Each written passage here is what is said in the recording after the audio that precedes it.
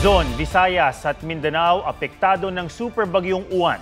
Lubhang nilatay ng bagyo ang Luzon mula Bicol hanggang sa norte. Hindi lang baha at malakas na hangin ang naminsala, pati daluyong o storm surge. Wasak ang maraming istruktura, naputol ang kuryente, nabuwal ang mga puno at may mga nasawi. May report si Darlene Kai.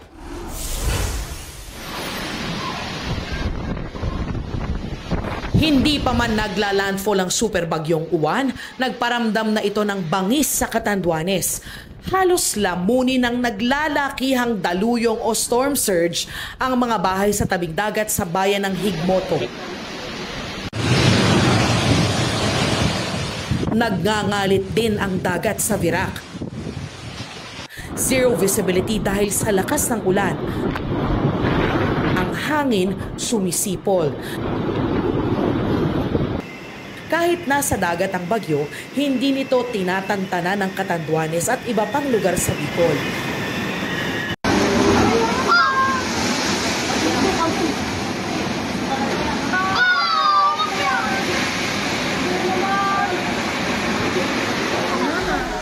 Gaya sa Camarines Sur kung saan literal na winasiwas ang hanging bridge na ito.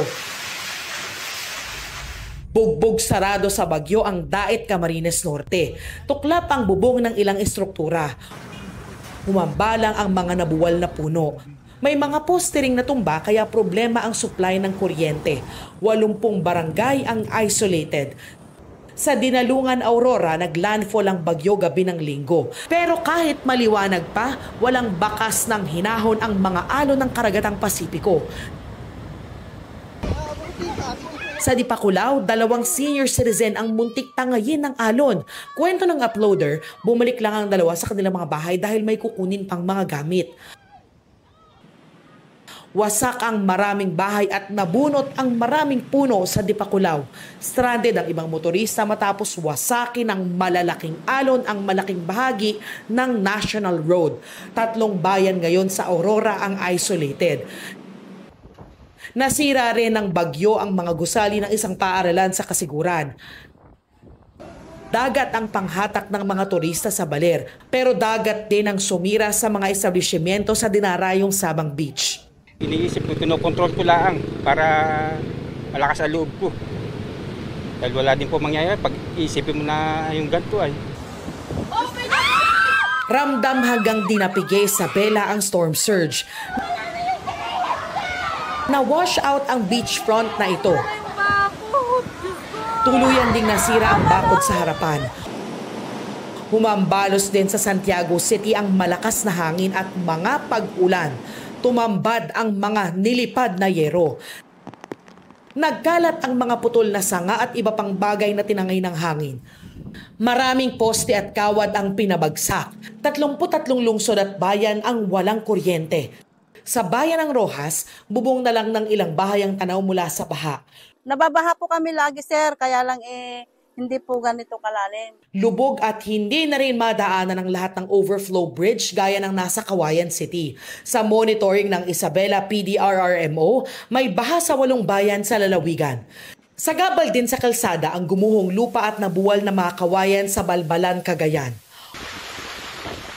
Umaalulong ang bagyong Uwan sa pagdaan sa Baguio City.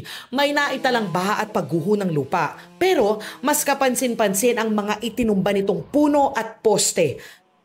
Nabaklas din dahil sa malakas na hangin ang ilang yero sa Dagupan City. Ang mga sanga ng puno at basura nagkalat na kung saan-saan. Pahirapan ang pag-rescue sa mga residente sa isang barangay dahil sa hanggang dibdib na bahang dulot ng storm surge. Sa Cayapan, Nueva Vizcaya, isang bahay ang natabunan ng lupa habang tulog ang mag-anak na nakatira roon. Nasawi ang 5 taong gulang na kambal. Nagpapagaling naman sa ospital ang mga magulang at isa pang bata. Darlene Kai, nagbabalita para sa GMA Integrated News. Ramdam din ang bagsik ng bagyong Uwan sa Metro Manila at iba pang probinsya sa Luzon. May report si Sandra Aguinaldo.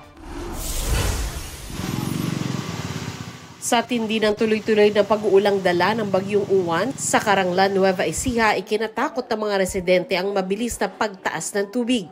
Nagpanik na po kami dahil ayan na po ang biglang dating ng tubig. Sobra po ang lakas. Umiikot po yung hangin, kaya natakot po kami ng gusto. 5 barangay ang isolated.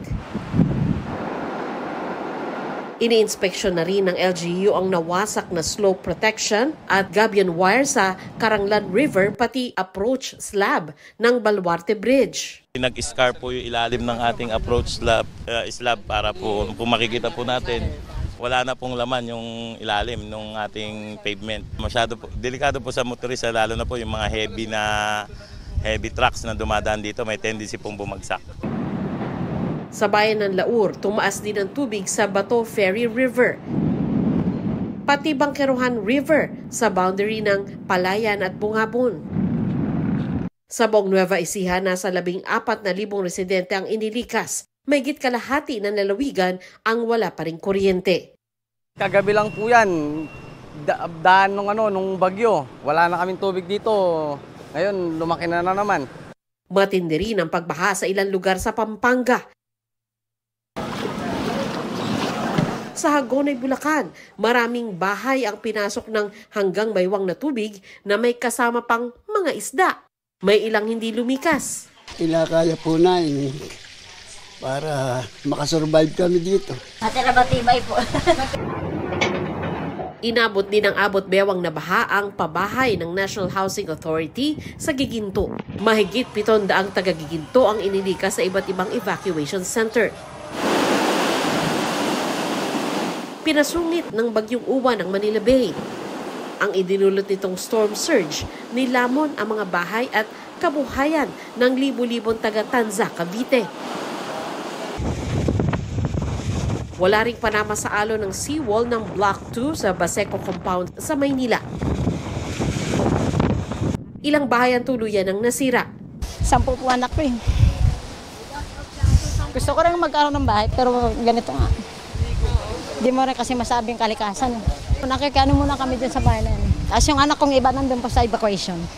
Nasira rin ng bagyo ang floodgate sa Paco Pumping Station. Ayon sa MMDA, posibleng dahil ito sa hampas ng tubig mula sa Pasig River. Kanselado ang mga biyahe sa barko kaya maraming stranded sa North Port. Ang ilan sa kanila naroon na mula pa noong November 6 at 7. Ramdam din sa Quezon City ang matinding ulan at hangin ng bagyong Uwan. Bumagsak ang isang puno ng kaimito. Hagip nito ang poste ng kuryente at telco kaya nag-brown out sa lugar. Natangay naman ng hangin ang bahagi ng electronic billboard sa Katipunan Avenue. Bumagsak ito sa likurang bumper ng isang sasakyan. Ang may-ari ng billboard nangakong tutulungan ang natamaang motorista at tinigil muna ang operasyon ng billboard. Sa parehong kalsada, may nagkalat na yero. Natamaan pa ng yero ang isang motorcycle taxi rider at kanyang pasahero. Dinala na sila sa ospital. Storm surge at high tide naman ang nagpabaha sa Navotas. Apaw ang tubig kahit gumagana naman daw ang navigational gate. Medyo ninervyos na po, tapos nasabay po na walang po na ng kuryente. Bumigay ang dike sa Barangay Bagong Bayan South hanggang dibdib ang baha sa maraming bahay. Ito yung lumang dike na mababa, pinatungan nila ng plant box. So yung plant box na yun ay bumigay. Binisita na ng LGU at DPWH ang nasirang dike na ayon kay Secretary Vince Dizon ay ipagagawa raw ng gobyerno. Sandra Aguinaldo nagbabalita para sa GMA Integrated News. Sa lawak ng sakop ng super bagyong Uwan, abot ang epekto nito sa Visayas at Mindanao, mga lugar na tinawid ng bagyong Tino kamakailan. May report si Joseph Moro. Kasagsagan ng bagyong Uwan, winasak ng mga alon ng mga bahay ng nasa 20 pamilya malapit sa pier ng Katbalogan, Samar. Wala na. Nanguha na lang ako ng mga kahoy para may ano ko ulit. May ang tawag ko. Madamit. Pati ng nanay ko wala. Sa evacuation centers muna sila kasama sa mahigit 1,000 pamilyang inilikas. Isang senior citizen ang nasawi nang matrap sa bahay niyang pinadapa ng bagyo. Ayon sa mga kaanak, nakalabas na raw ang biktima pero bumalik para iligtas ang mga alagang pusa. Ayon kay Catbalogan City Mayor Dexter Uy, sabay sa bagyo ang high tide kaya ganun katindi ang pinsala ng mga alon. Hanggang Cebu ramdam ang bagyo.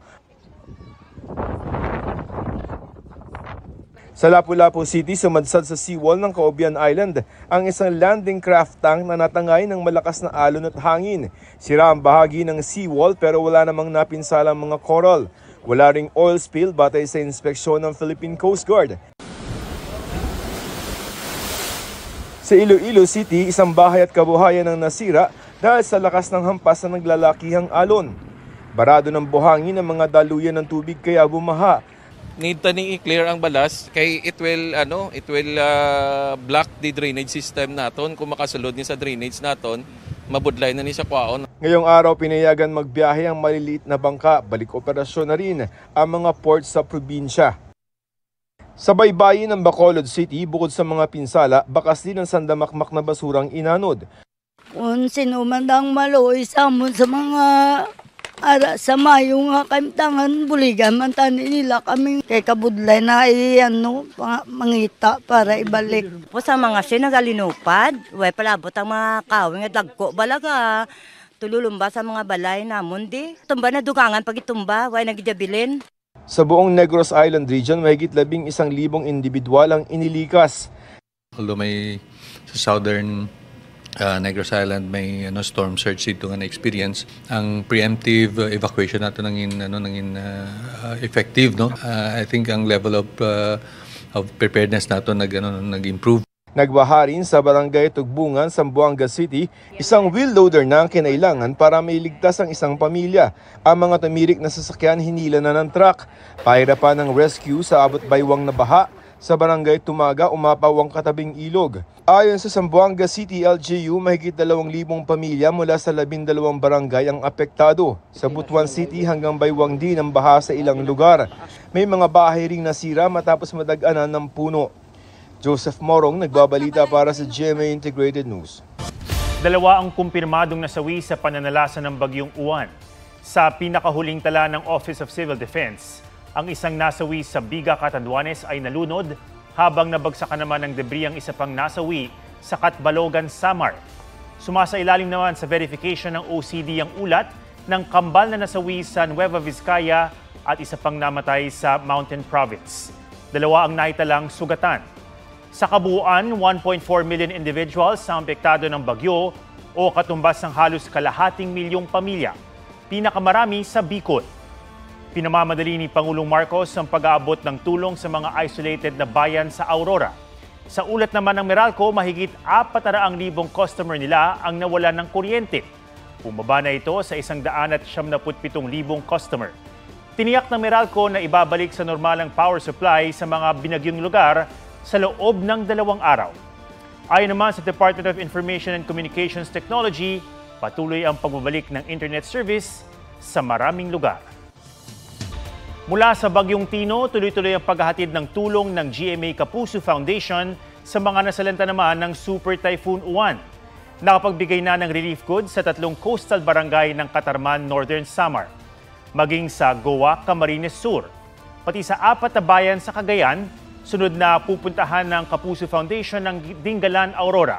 Sa dinalungan kung saan naglandfall ang bagyo, magtutungo rin ang foundation oras na maging passable na ang daan. Nakahanda na rin ng mga relief goods na ipamamahagi bukas sa Albay at Camarines Norte. Target ding maharteran ang Catanduanes.